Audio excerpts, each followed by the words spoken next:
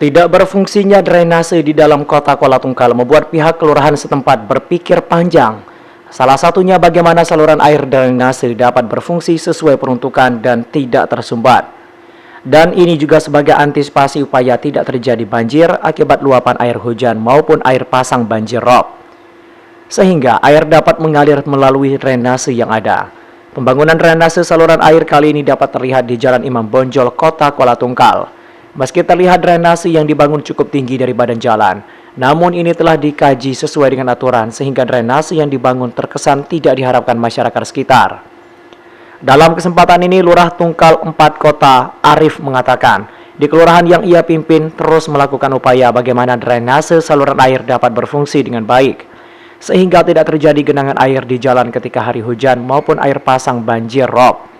Sebab di Kelurahan Tungkal 4 Kota merupakan kelurahan yang jalan di pusat kota, serta jalan yang kerap digenangi air hujan dan air pasang banjir rob.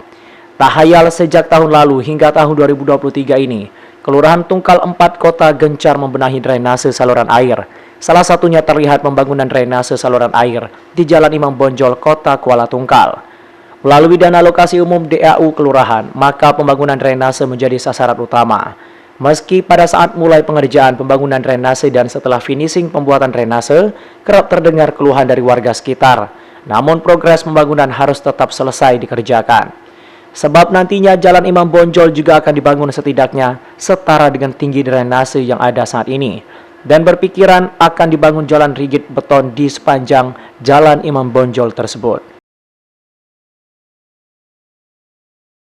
Tahun ini ada 2 titik, itu pun penyambungan ataupun 2022 sudah, jadi urutannya selesai 1 titik yaitu di ASEAN, itu RT 7, dan kedua itu sepakat yaitu RT 9, tahun kemarin dapat separuh, ini nyambung, jadi selesai untuk 2 titik. Yang ke depan itu di Masjid Raya, jadi saya tuntaskan. Jadi Masjid Raya itu Jalan Palembang, sudah itu depan Masjid Raya, sudah itu Masjid Raya sekalian itu untuk tahun depan. Masjid sepakat itu sudah, memang ada pro kontra karena warga itu ngata terlampau tinggi. Tapi kenyataan nanti kalau kita bangun dapat rigid beton itu pun tinggi, lebih daripada 50 cm. Ini keseluruhannya kami dapat dana 900 juta untuk tahun 2023. Jadi drainase 2 paket itu pun dananya 118 dengan 100 berapa gitu. Saya tidak ingat. Jadi untuk 2 drainase itu sekitar 200 juta. Soal kelola dikerjakan oleh warga lah. Jadi pekerjaannya disiapkan oleh RT.